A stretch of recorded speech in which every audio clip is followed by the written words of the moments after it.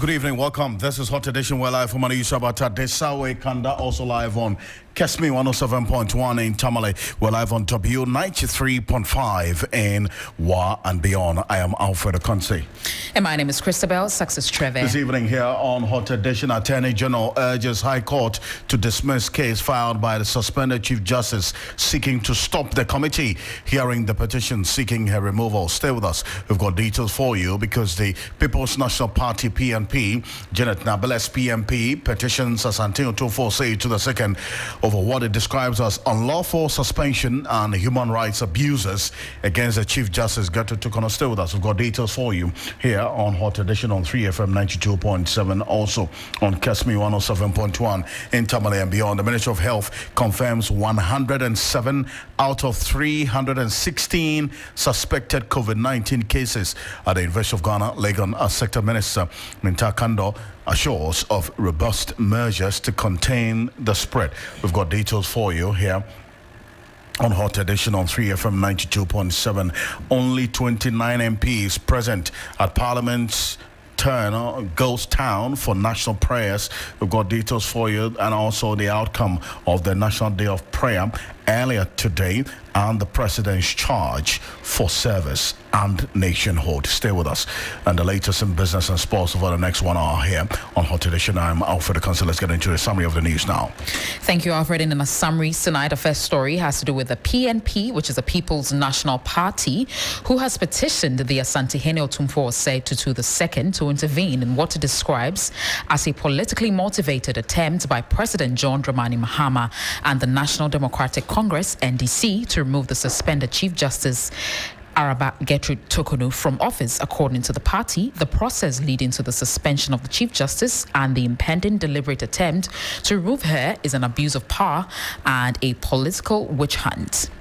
Health Minister Kwabena Minta Kando has confirmed a recent rise in COVID-19 cases, attributing the majority of infections to an outbreak on the University of Ghana campus. Addressing Parliament on Tuesday, July 1, the minister said 107 cases had been confirmed out of 316 suspected samples, with the Omicron variant identified as the primary driver of the surge. Also, Professor Ransford Jampo, who is the Chief Executive Officer of the Ghana Shippers Authority, has dismissed as false and politically motivated recent social media allegations accusing him of unauthorized recruitment and extravagant travel expenses.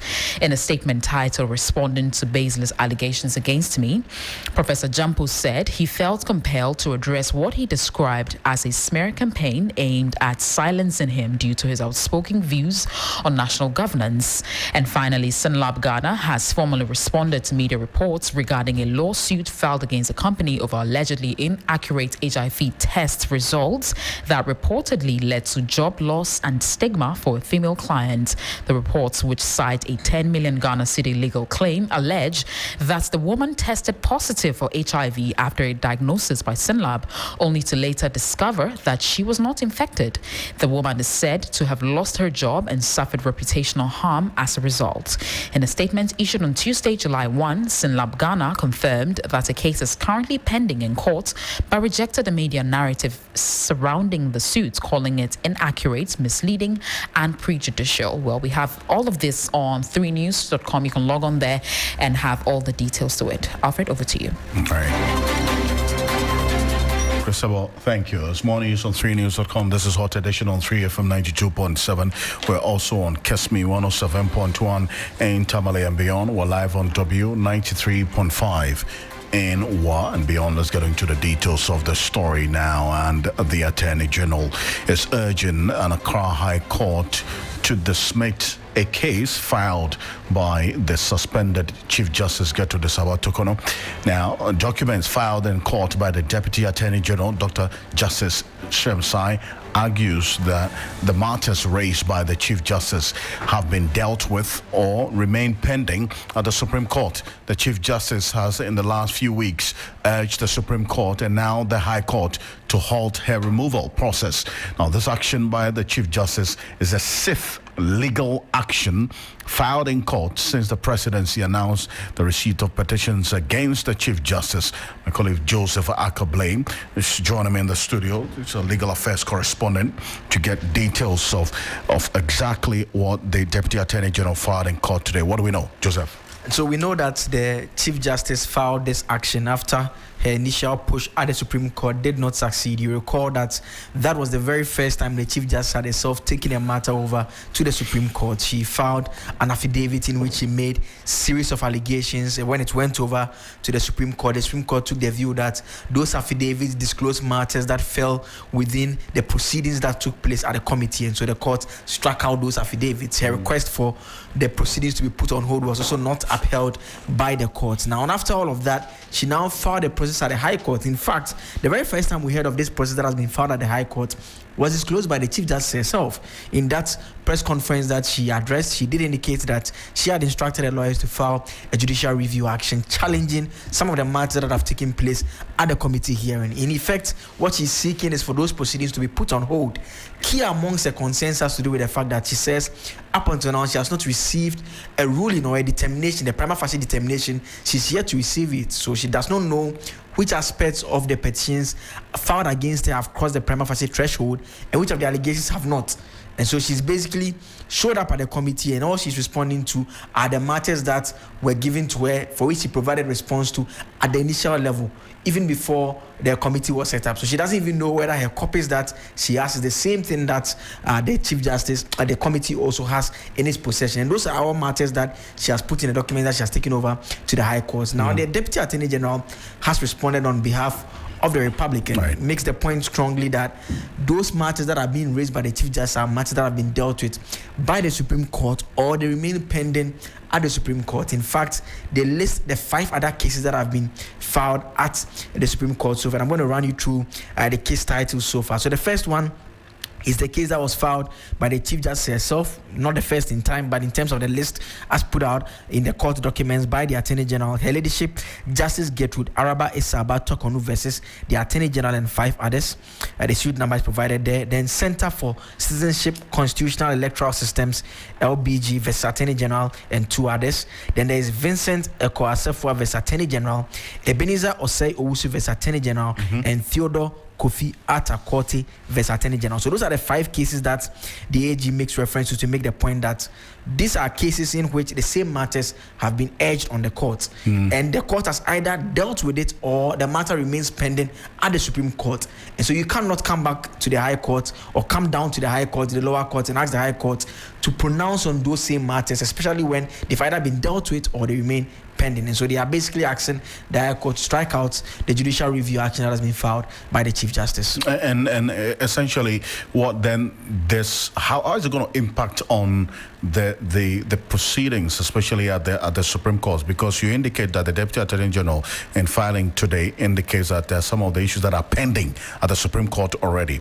Does this development have any consequence whatsoever on the process at the Supreme Court as filed already? In fact, what we do not know is whether the request that was made to the High Court by the Chief Justice, whether it includes an application for injunction or not. We also know that the Supreme Court, in that recent decision, dealt with the issues of whether an application ought to stop a constitutional body from performing its function. We know that in one of the concurring opinion, Justice Emmanuel Yonikulendi makes the point quite strongly that as far as he's concerned, he thinks that the distinction needs to be made when it comes to constitutional functions. Such an application should not stop the committee from hearing it. What we can say for a fact is that this particular application has been filed by the Attorney General. It's slated for hearing on Tuesday, the 15th of July, 2025. The request to the High Court to strike out the application that has been filed by the Chief Justice. So we'll have to look up onto that day to know what will transpire in court in terms of the concerns that may be raised by the Attorney General or lawyers for the Chief Justice. Now, stay with me, Joseph. Let's bring in Lawrence Wampong, who is a private legal practitioner as well. Counsel, good evening. Thank you for joining us. Good evening, Mr. Ocansey. Now, thanks for the pleasure. Perfect. Now, you heard my colleague and also a senior legal affairs correspondent, Joseph Akablay, lay the basis for the Chief Justice's this application at the High Court.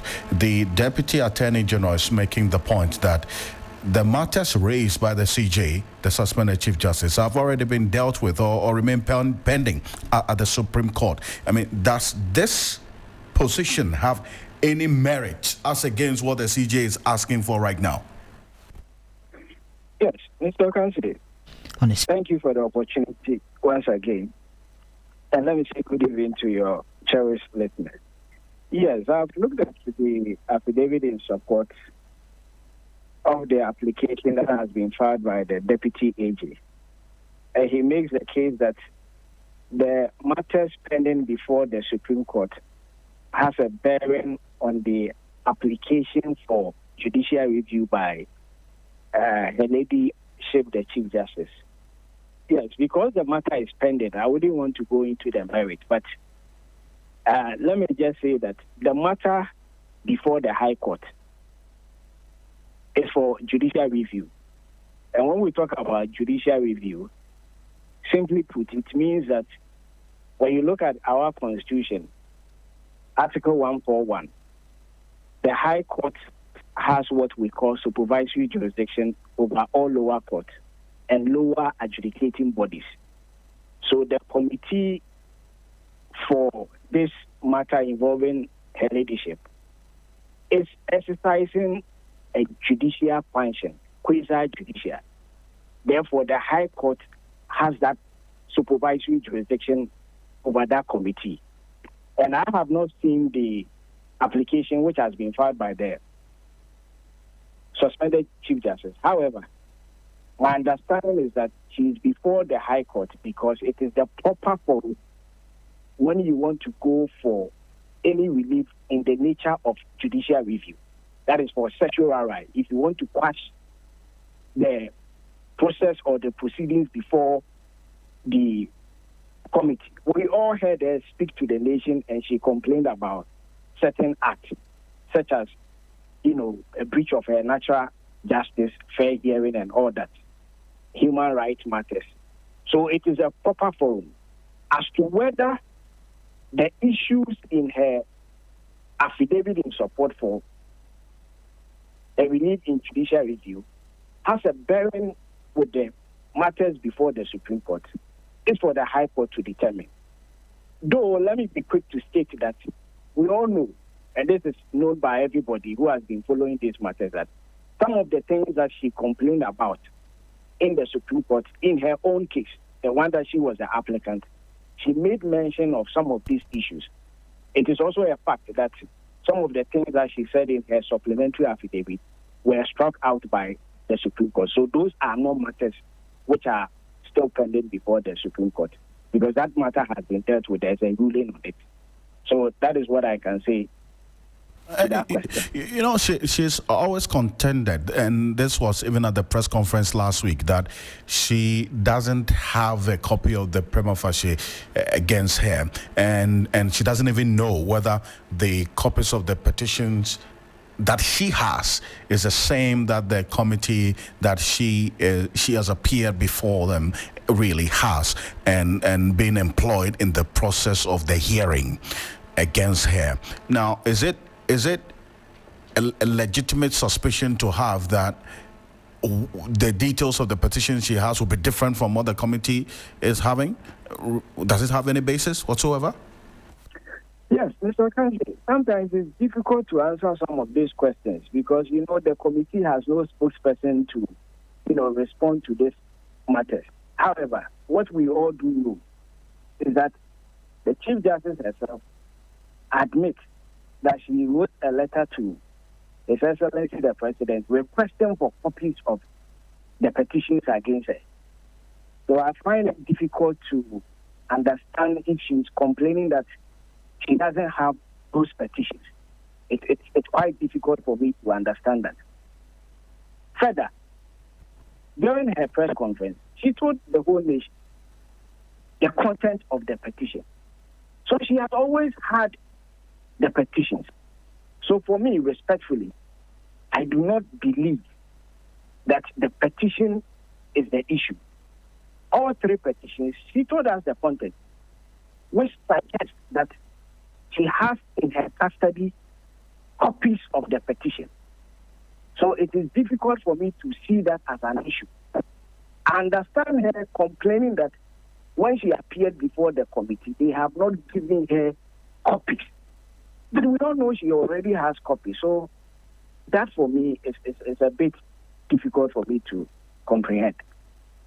But how do you see things playing out? I mean, the Deputy Attorney General filed on behalf of the state asking that the High Court strikes out this particular case. Is it one that you see playing out this way, or as it were, the court will now have to determine whether the details or the reliefs that she's seeking in this supplementary affidavit has any impact on what she's seeking at the Supreme Court, essentially?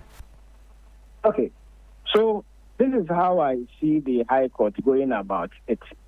You know, she has brought an application in the nature of judicial review, and that application will be supported by an affidavit. In the affidavit, she would depose to the things that, in her view, okay, she sees as breaches, whether of natural justice or whatever. Then the court is going to have the opportunity to also listen to the Attorney General. Don't forget, what the AG has filed now is not in response to her application. It is another application to set aside, you get it, to strike out her application for judicial review. So the Attorney General will have an affidavit in opposition to counter the argument that has been canvassed by her ladyship. And the court will be called upon to weigh the two, to look at her depositions and marry that with that of the AG. Where there are merit in it, that will form the basis of granting the application or refusing it. I hope you get it. I get the point. I think it's pretty, yes. This is a separate motion which has been filed by the AG, okay? And he's also saying that he wants to strike out what has already been filed by the CJ based on certain reasons which he has deposed to them in the affidavit. So the court is going to look at it. So the two applications will come on that day. And by practice, because this current one, that the motion we are discussing, the motion on notice for an order to strike out the application for judicial review was recently filed, that will be taken before the application for judicial review. It's going to be a day to watch. I mean, this case is expected to be heard on the 15th of this month. So I'm sure how the coming days will look like. We'll certainly connect with you again, Counsel. And I do appreciate your thoughts and analysis on this particular issue. Thank you so much. You're most welcome. Perfect. That's private legal practitioner Lawrence Boampong Reko joining us with his thoughts on the Chief Justice, the suspended Chief Justice now. What we're learning is that the Attorney General is urging an Accra High Court to dismiss a case filed by Her Ladyship Gertrude Tukono. Documents filed in court by the Deputy Attorney General, Dr. Justice Semsai, argues that the matters raised by the Chief Justice have been dealt with or remain pending at the Supreme Court. Now, this also comes on the back of what a political party is asking of Otumfuo Osei to the second. What do we know? Well, they are petitioning the Asante-Hene, and these people are the People's National Party, over what it describes as unlawful suspension and human rights abuses against the Chief Justice Gertrude Araba Isaba Tukono. And we'll be getting across to our correspondent to get more details on this very soon. Alfred? Indeed. But then again, before we connect, this is what Janet Nabila, who is the leader of this group, this political party, has been talking about with regards to this petition to Otumfuo Osei to the second. Political parties are supposed to run a country. And to run a country, whatever is happening to the Chief Justice is not part of running the country. We have seen that as an abuse, not only on the Chief Justice, but the women of Ghana. We see what the NDC, John Mahama administration, whatever they are doing to the woman as an abuse of power. And we think that since all protocols are no longer working, our justice system has become an annex of political parties, we decided that we will come to Mensia Palace because we know that our tradition has already shown us. They were there before this democracy we inherited came along. So if our democracy is not working, we will go back to our roots and ask the chiefs, who are the custodians of the land, to tell the Mahama government, who is just renting part of the land to operate, to call him to order. So today we are here we've presented our petition, we've cried about whatever violations are emitting out to the Chief Justice. We've outlined them in the petition, and we have given it to Otumfuo's secretary, custodians of the land, to tell the Mahama government, who is just renting part of the land to operate, to call him to order. So today we are here we've presented our petition, we've cried about whatever violations are emitting out to the Chief Justice. We've outlined them in the petition, and we have given it to Otumfuo's secretary. That's Janet Nabila there. Let's do some more stories. And the Ministry of Health has confirmed 107 active COVID-19 cases out of 316 suspected cases at the University of Ghana, Legon. The reported outbreak of the viral disease within the university community has caused significant panic among the general populace. However, briefing Parliament this afternoon, the Health Minister disclosed that the outbreak is confirmed to the university campus. The infections, he added, is driven by the Omicron subvariant, which is mild. Let's take a listen to the minister. Mr. Speaker, while COVID-19 is no longer regarded as a global health emergency, it has not disappeared. Like many other viruses, we anticipate it to flare up occasionally, especially during certain seasons. In recent weeks, our National Disease Surveillance System detected an increase in cases at the University of Ghana. These cases have been traced to a familiar variant, the Omicron subvariant, which we have managed before. It spreads easily, but fortunately, it usually causes mild illness. Mr. Speaker, the recent COVID-19 cases are localized at the University of Ghana community only.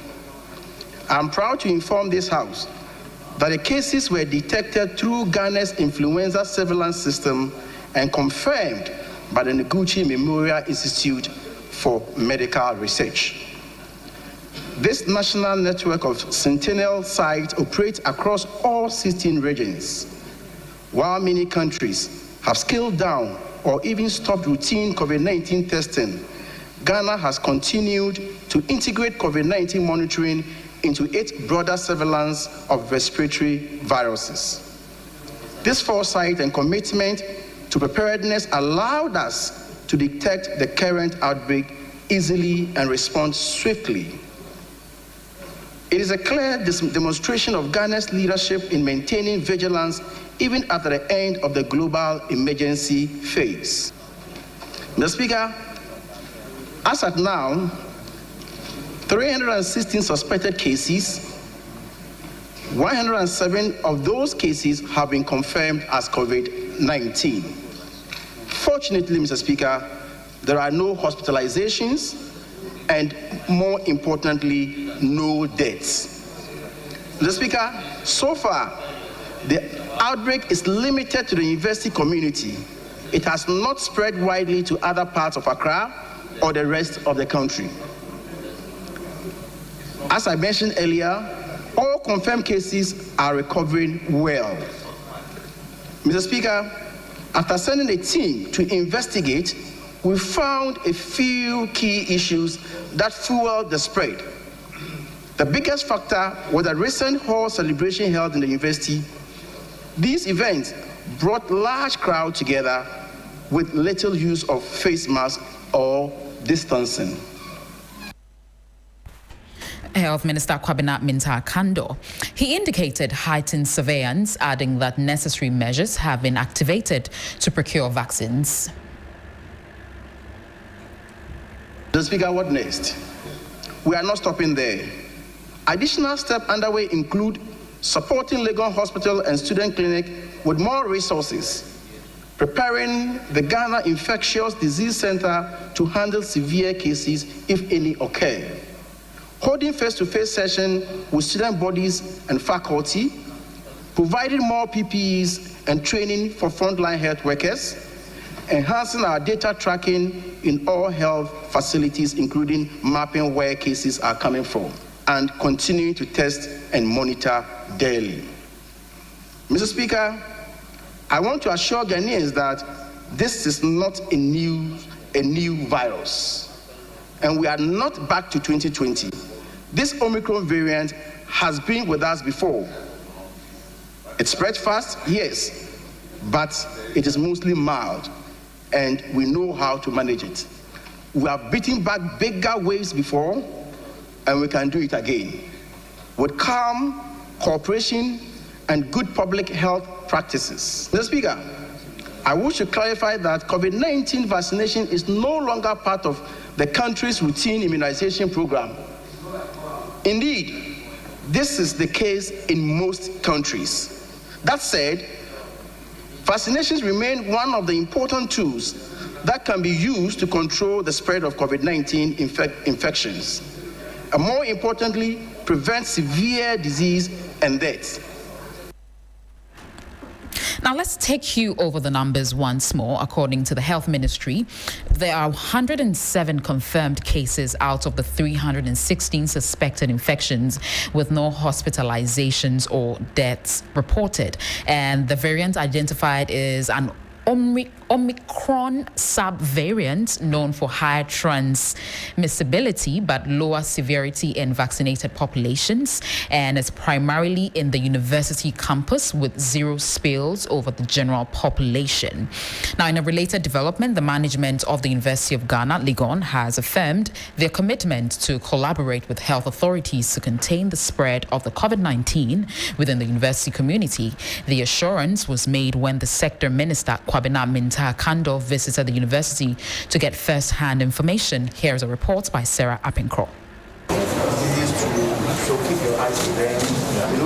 The Minister for Health, Kwabena Minta-Akando, was accompanied by officials from the Ghana Health Service as well as the Ministry of Health.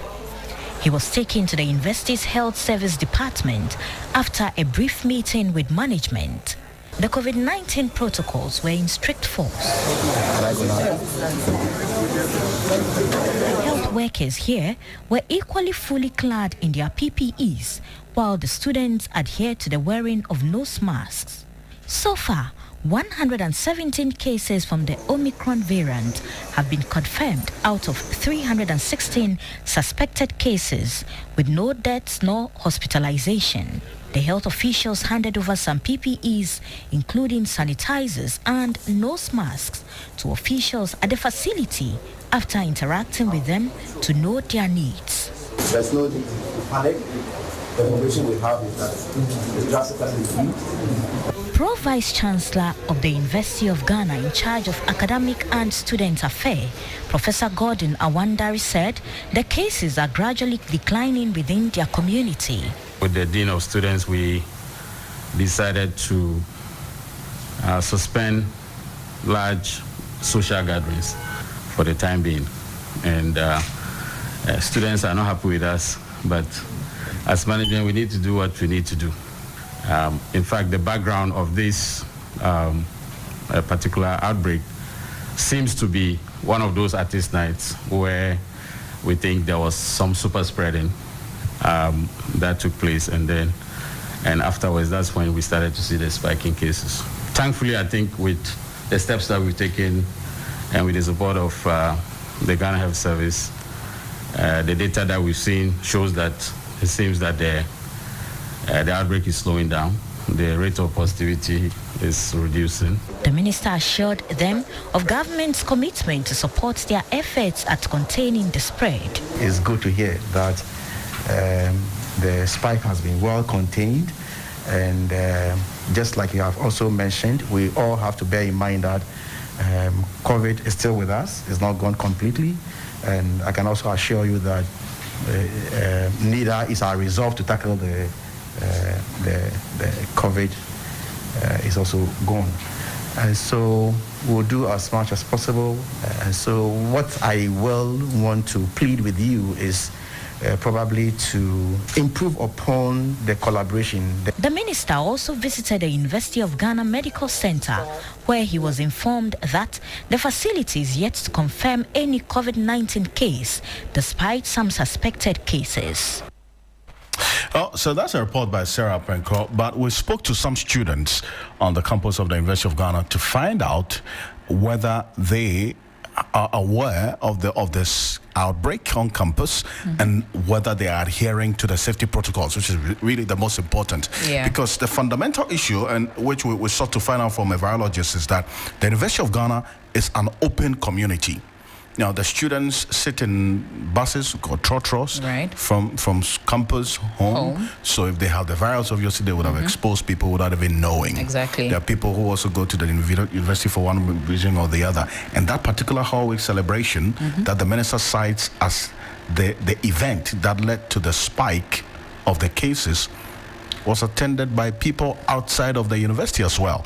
So then there are many who are raising fundamental questions as to the minister's conclusion that it is just limited to the university alone. But this is what the students had to say. I heard it from TikTok, but I've not been following it, but I know of it. Yeah, I also haven't been actively following, but then I've heard it's coming back. Yeah. So I would like to know then, have you been vaccinated? Yes, I have. No, I haven't. So how prepared do you think you are for an outbreak, personally? I'm not ready for an outbreak. I'm not prepared at all. It shouldn't happen. Okay, so if there was to be an outbreak and the university were to move back to what they did, very strict protocols, online classes, how do you think you'd be adapting to that? How well do you think you'd fare? I'll be so pissed. It's going to be very difficult. I mean, it shouldn't come back again. Yes. That period was stressful. And the online classes and all of that, it's not effective. Okay, currently no, it's passed, so I just dump it in the past. Which means you are not aware of any resurgence or any noted resurgence that the university has communicated? No. So have you been vaccinated? Yes, when it came at first I was, but I don't think I will again because I heard it's diabolic. So why were you vaccinated in the first place? I didn't know anything about it, and then it was like, if you don't get vaccinated, you cannot travel. You don't get vaccinated, you need green card or you look or something, blah blah, a whole lot of it. So you just cleared all those kind of things when traveling or doing anything. I just had to get the vaccination. I think in my school it was compulsory, so they forced us to get the vaccination. So that was how I got with the first dose. But I said, well, I will not do it. So in the event of an outbreak, how prepared do you think you are? First of all, I didn't expect an outbreak again because Pastor Christo has COVID-19 is gone. And it's not coming back. So, well, so is these are the interactions that we had with some of the students at the University of Ghana, Legon, and fortunately, I also had a conversation with Professor Joseph Kofi Humphrey Bonny, who is the head of department, the virology department at the Noguchi Memorial Institute for Medical Research at the University of Ghana, Legon. Professor Joseph Kofi Bonny gave us some detail of when Noguchi recorded their first case of COVID-19, which he indicated was in April. And the Hall Week celebration of Pent Hall was in May. So they actually recorded the first case of COVID on the University of Ghana campus before that Hall Week celebration. Yes. But then there was a spike in the cases during and after that Hall Week celebration, and that's what we got to find out. For the opportunity. I would like to say, unfortunately or fortunately for us in the Department of Virology, Noguchi Memorial Institute for Medical Research. We are mainly the outfit that are testing for these clinical specimens that are suspected for these respiratory infections, and we are confirming it. So we know about it already. So it did not come as a surprise or a shock.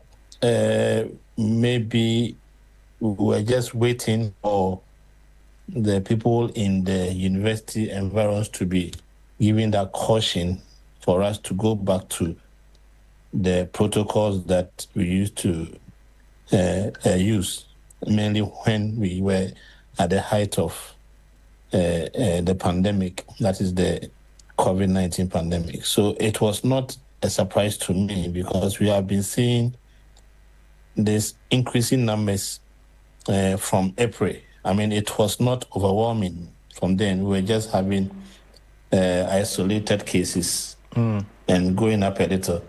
So recently, when one of the halls had, I think, a whole week, and we had a number of suspected cases coming in, quite a number. And after the testing, we realized that almost half of the number that came in as suspected were confirmed to be COVID-19 samples. In other words, SARS-CoV-2 positive. I see. So you started monitoring these cases as far back as April at Noguchi. So it's just fair to say that, well, the COVID-19 never really left us. The virus was probably, in your view, from where you sit, suppressed, at least for over the last 2 years. Is it not? I don't think it was announced anywhere that COVID left us. It's a respiratory infection and we can get it anytime. Just that the numbers decreased drastically. But, Noguchi has been doing this sentinel surveillance activities for respiratory infections. So we have areas that we pick people who show these symptoms, and we test whether they are influenza or anything other than influenza, which is respiratory. And like I said, over some few months now, we have been seeing isolated cases of SARS-CoV-2 coming in. Then all of a sudden we had this spike. So, like I was saying, it's not new. COVID never left us. Numbers went down drastically, but now they are picking up. Fortunately for us, when we do the testing, we go beyond the normal qualitative testing to know whether it is positive or negative, to do the sequencing, to know what kind of strain is also circulating. And we know that we have Omicron, and Omicron, we have so many subvariants. These Omicron, they are highly transmissible, but less severe. That's Professor Joseph Kofi Boni is head of virology at the Noguchi Memorial Institute for Medical Research. So Omicron, we're getting to know now, which is the variant that has been confirmed at the University of Ghana, is highly transmissible, but less fatal. Yeah. But we all have to adhere to the safety protocols as we're having it right now. It's some 20 minutes to top of the hour, 6 p.m. here on Hot Edition on 3FM 92.7. We're also on Kesmi 107.1 in Tamale and beyond. We're live on W93.5 in Wa and beyond. Let's get into some more stories this time around with the electricity tariffs. All right. Starting today, all electricity bills have gone up for all consumers after the Public Utilities Regulatory Commission, PURC, announced a 2.45% tariff increase for residential, commercial, and industrial users.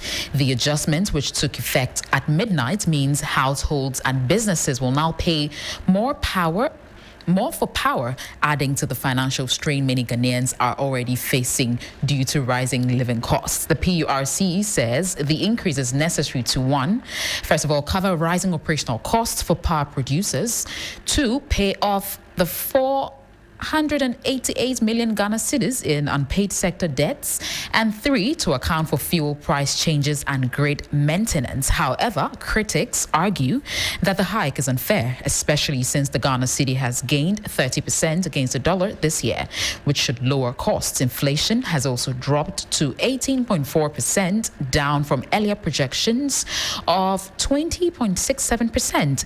And here's how some Ghanaians are reacting to the increment. If we are paying and we are getting the service well, fine. You know, ECG has a lot of debt on them. So if they will increase for that money to come and to support them to clear those debts, fine, Ghanaians, we are cool with it. The government is doing good with the increment because we are in a system where all the taxes have been removed from a lot of places that our former president did. So that's where we're going to generate funds from to help to develop the country. I think it's a good initiative. Even though we are living in a time of uncertainty, this levy should not affect us in any way. And yeah, at the 2% into me and say the energy sector levy was briefly suspended after we lamented about it. If its intended purpose is to solve the energy sector debt, we welcome it. However, the government should also focus on improving service quality. Electricity tariffs keep increasing. My usual 100 cedis prepaid couldn't last for more than 2 weeks. Those were some Ghanaians reacting to the increment, Alfred. No, let's stay a bit further on this. And Benjamin Isia is Executive Director for the Center for Environmental Management and Sustainable Energy. Is joining us right now. Sorry, good evening. Good evening, Alfred. Thank you for connecting with us. I mean, you had the concerns that many have raised. You could describe it as divergent views, but then again, what is clear and constant is that we would have to pay more for electricity beginning today, as was announced by the PRC. A legitimate increase from where you sit? Thank you very much, Alfred.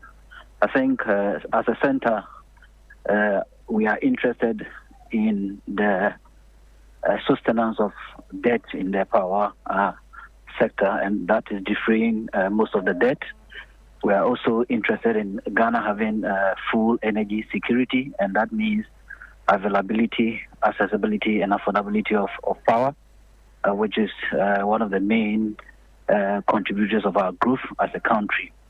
However, I also think that certain inefficiencies in the power sector must be addressed so that we don't continue burdening the end user with unnecessary tariff adjustments. And these are reasons. If you look at this current tariff increment, I must even say that the PRC is working illegally in terms of collecting this tariff beginning today, because the law states that tariff decision must be gazetted, and after gazetting, before we start collecting them. When PRC announced the first quarter and second quarter tariff on 11th April, they started collecting these particular tariffs, put them in bills for end users to pay on the 1st of May 2025. However, it was gazetted on the 13th of May 2025, which is an illegality. We've also just observed that PRC made an announcement on Thursday, I think around 25th or so, and collections starts today, yet it has not been gazetted yet. So, which is also an illegality that we think that PRC must address in future. Now, with respect to the main indicators, now tariff adjustments are done based on macroeconomic indicators and also market-driven indicators. The macroeconomic indicators basically are the inflation rate and also the exchange rate. We've observed that comparing this current tariff adjustment to the previous adjustment, inflation has declined by about 2%. And then the exchange rate, which is also a macroeconomic indicator, has also appreciated by about 30%, because the last time the exchange rate use was 15 Ghana cedis, 69 pesos, which is almost 15 Ghana cedis, 70 pesos. Currently, we are expected to use 10 Ghana cedis, 30 pesos to the dollar in terms of certain end-user tariffs. And that 30% appreciation of the currency should have seen the end-user benefit some decline on tariffs. However, we saw PRC increasing tariff by 2.45%. The other indicators, which are market-driven, are the energy sources or the energy mix. It is constant because compared to the previous quarters, we are still using 28 or almost 29 for hydro and then 71 for thermal. So it is constant compared to the previous. The only variation is that the cost of thermal gas has seen about 1% increase from $7.69 per British thermal unit to $7.71 per British thermal unit. That is only about 1% increment. So if you look at the macroeconomic indicators and also the market-driven indicators, end-user tariff ought to have decreased by about 10% to almost 15% for the end user to benefit. However, these are the reasons why PRC says that they want to increase the tariff. And we think that some of these reasons are major tariff decisions that they ought to have engaged end users. The first is that they're saying they are adding what they call a reserve capacity. As of now, if you look at the announcement they made, they could not tell us the cost of that particular reserve capacity that the end user is expected to pay. I think that they need to give us further clarity, and that is the lack of transparency in terms of telling us what we need to pay. So there's no clarity on how much the reserve capacity is, and also the percentage that the consumer will bear in terms of our generation. So that there's that lack of transparency there. The second component has to do with fuel cost. Now, PRC is telling us that we are expected to pay 27% of emergency fuel, but they could also illustrate in the tariff announcement how much the emergency fuel is and whether we shall continue to pay that particular 27% in perpetuity, because we also know based on data that there are certain times of the years that we don't procure fuel or emergency fuel for thermal power generation or for feeding as a feeding stock for power generation. So in years that we don't procure this fuel, will we still pay it? I think that these two components are major tariff decisions that PRC ought to have engaged stakeholders, call for papers or call for positions so that we all discuss it and know what the consumer would be. And it's a very, very important issue, very legitimate concerns that you raise in there. Benjamin Isia, Executive Director for the Center for Environmental Management and Sustainable Energy. Before we go, today is the day set aside for National Thanksgiving and Prayers. Yes, the whole nation gathered in unison. And the president is saying that he's committed to building a nation where nobody is above the law. Speaking at the National Mosque as part of the National Day of Prayer and Thanksgiving, President Mahama reiterated that the fragile peace Ghana is enjoying must never be taken for granted. He therefore called on Ghanaians to reject those who profiteer from dividing the citizens.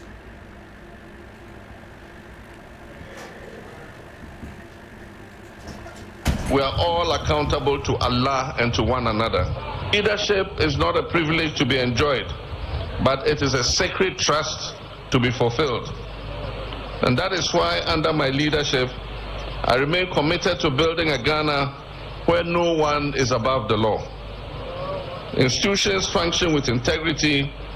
Justice is not reserved for only the powerful, and public resources benefit all of us and not a few people. My brothers and sisters, for over 3 decades, Ghana has maintained a democratic path marked by peaceful transitions and robust civic participation. But democracy must be nourished not only by elections, but by ethical governance, respect for human dignity, and service to the common good. Therefore, this National Day of Prayer and Thanksgiving must be more than just a ceremonial observance. It must become a cornerstone of our national conscience, a reminder that all our labors are in vain without Allah. Meanwhile, National Chief Imam His Eminence Sheikh Osman Nuhu Sharabutu said the grace granted to Ghana is not limited to only one person. Are we lifting others? There is a rhythm based on which songs are composed. Then all the singers composed their songs based on that rhythm. And the one who is going to be the composer of the last song said, nothing has been left behind for him to compose. The kind of prayer which sincerely I will fervently say for my dear son, the president, have all been rendered by these imams. We are all witnesses here that in most of the gatherings that we have met here, you've heard me saying special prayers for His Excellency the President. Well, still live here on Hot Edition on 3FM 92.7. We're back with the business news.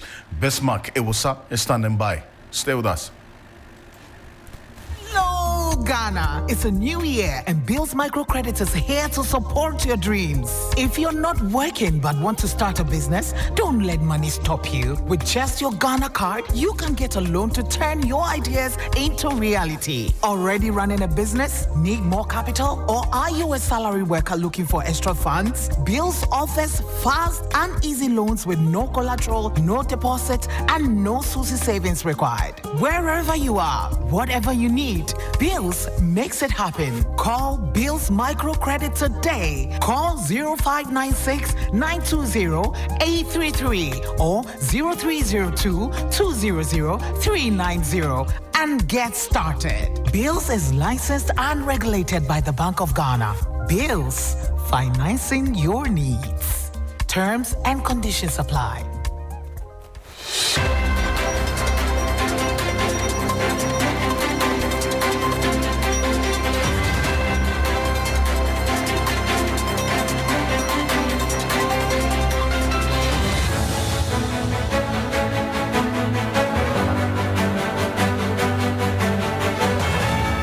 Hello, good evening and welcome to the business segment on Hot Edition on 3FM 92.7 with me, Bismarck Ewusa. Coming up tonight, Chamber of Oil Marketing Companies, COMAC, raises concerns over undue interference by Labour Ministry Task Force in members' operations. Ahead, we'll hear from its Chief Executive, Dr. Rivasin Opon.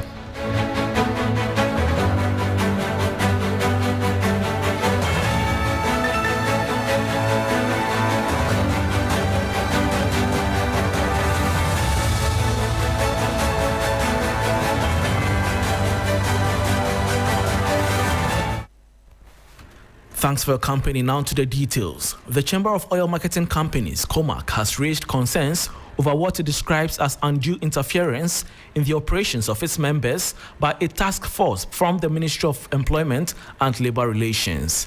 Chief Executive of COMAC, Dr. Rivasin Opon, said the chamber has received multiple complaints from member companies regarding the conduct of the task force. According to him, personnel from the group are reportedly carrying out inspections, issuing demands, and in some cases, threatening to shut down fuel stations. Dr. Opon called for clearer engagement protocols between regulatory authorities and industry players to ensure professional oversight without disrupting business operations.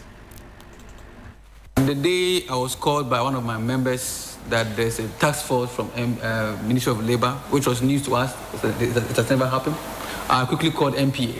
And MPA, with due diligence and due respect, sent a troop. By the time they got to the filling station, these so-called people, task force, had left.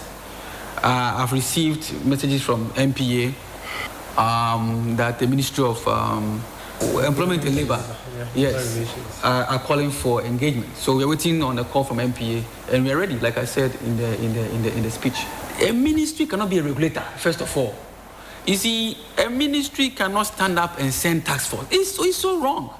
Today, have you seen Ministry of Energy send task force to go and cut people's lights for not paying? There's a sector agency that you work with, and you know we work. My board chairman is here, he can confirm. We work hand in hand with DFI, that's the Department of Factory Inspectorate, as far as the Ministry of Labour is concerned. And that was Chief Executive of the Chamber of Oil Marketing Companies, COMAC, Dr. Rivasin Opon. Before we go, the board and management of the Ghana Interbank Payment and Settlement Systems, GIPS, have announced the retirement of Chief Executive Officer Achi Hersey, effective today, Tuesday, July 1, 2025, marking the end of nearly 2 decades of transformative leadership in Ghana's financial technology space. Achi Hersey, who joined GIPS in 2007 as General Manager in charge of projects and business development, is widely credited with spearheading key innovations that have defined Ghana's modern payment systems architecture. Among his early achievements was the rollout of the National Biometric smart card banking and payment system, popularly known as EasyWage. The platform became instrumental in supporting government-to-person payments, particularly for social protection programs.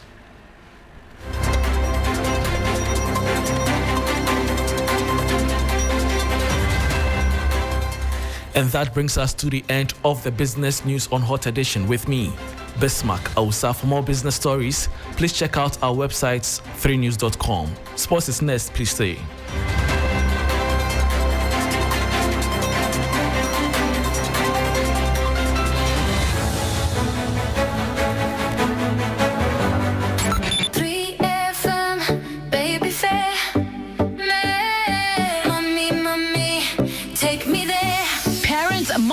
Calendars is the 3FM Baby Fair happening live on the 11th to the 13th of July at Marina Mall Airport City in Accra from 10 a.m. and it's absolutely free. From baby essentials and kids wear to toys, skincare, educational material and so much more. Shop amazing deals on a wide range of childcare products all under one roof. Don't miss our sessions with the Ghana Pediatric Society and all the amazing mums with the Mum Circle, a safe space for young mothers to share tips and connect. And there will be fun activities for the kids with our Kids Corner, games for the family, good food and great vibes all around. To be a vendor, please call 0531 100 927 or 0532 200 927. It's the 3FM Baby Fair, your one-stop event for all your childcare needs.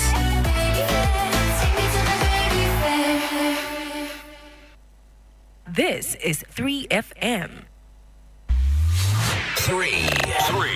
3FM. Fair happening live on the 11th to the 13th of July at Marina Mall Airport City in Accra from 10 a.m. and it's absolutely free. From baby essentials and kids wear to toys, skincare, educational material and so much more. Shop amazing deals on a wide range of childcare products all under one roof. Don't miss our sessions with the Ghana Pediatric Society and all the amazing mums with the Mum Circle, a safe space for young mothers to share tips and connect. And there will be fun activities for the kids with our Kids Corner, games for the family, good food and great vibes all around. To be a vendor, please call 0531 100 927 or 0532 200 927. It's the 3FM Baby Fair, your one-stop event for all your childcare needs.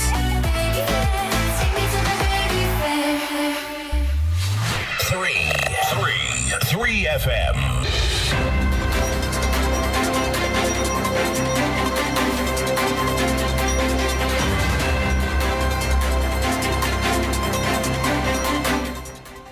And it's now time for sports on Hot Edition with me, Akusia AJ. We start off from here in Accra and with Accra Hearts of Oak. And Didi Dramani joins the Phobians on a 2-year deal, replacing former coach Abubakar Ouattara, who has been moved into the role of a special advisor on the board. Dramani, who previously coached Asante Kotoko and Ghana's Black Meteors, will face his first task as Hearts manager when the Phobians come up against Kumasi Asante Kotoko in the President's Cup on 5th July. The veteran coach has admitted that his focus is on restoring the glory of the club. If we come to serve, other times we leave, others will come, but the fans have nowhere to go. And so if there's anything that we are bringing to Accra House of Folk, it's something that we try to bring to Accra House of Folk and the fans.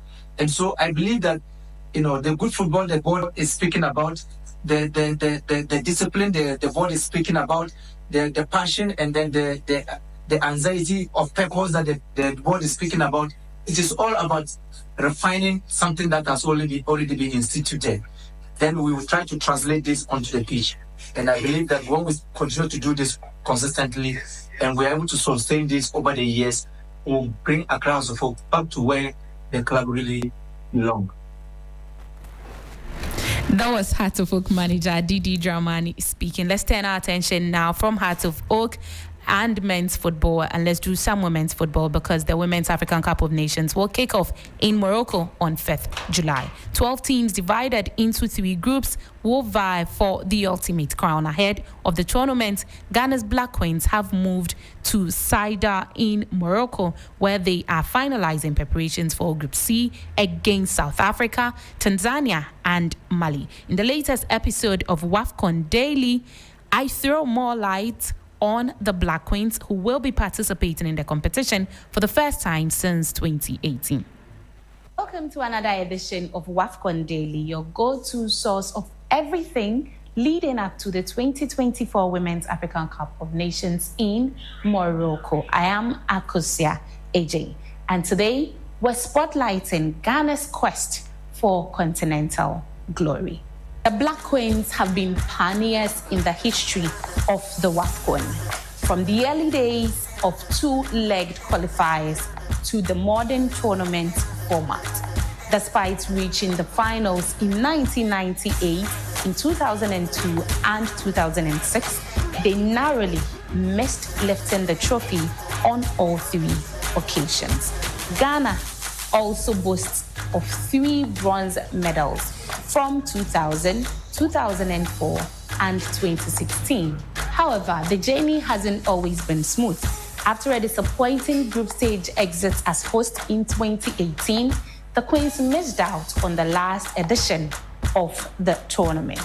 But now they are back and eager to make a statement. Drawn into Group C, Ghana will square off against South Africa, Tanzania, and Mali as they begin their campaign in Morocco. With Morocco hosting the WAFCON for the second time, this could be the tournament the Black Queens finally rise to the top. That's all for today's edition of WAFCON Daily with me, Akosia AJ. Don't miss the next episode.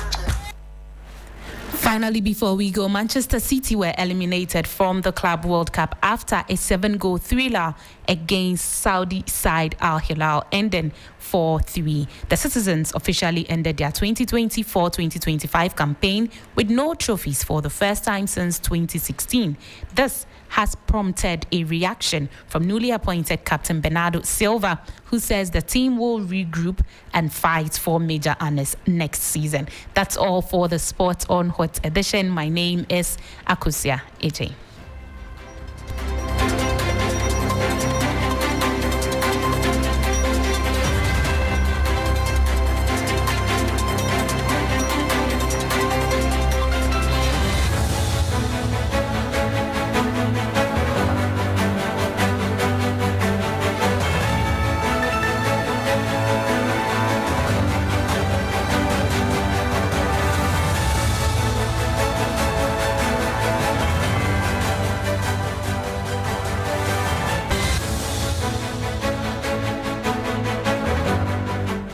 That's all the time here we have on Hot Edition. Thank you for staying with us. My name is Christabel Success Trevor. I've been doing this with Alfred Ocansey. More updates at the top of the hour. Well, we have the 3FM Drive team standing by. Stay tuned.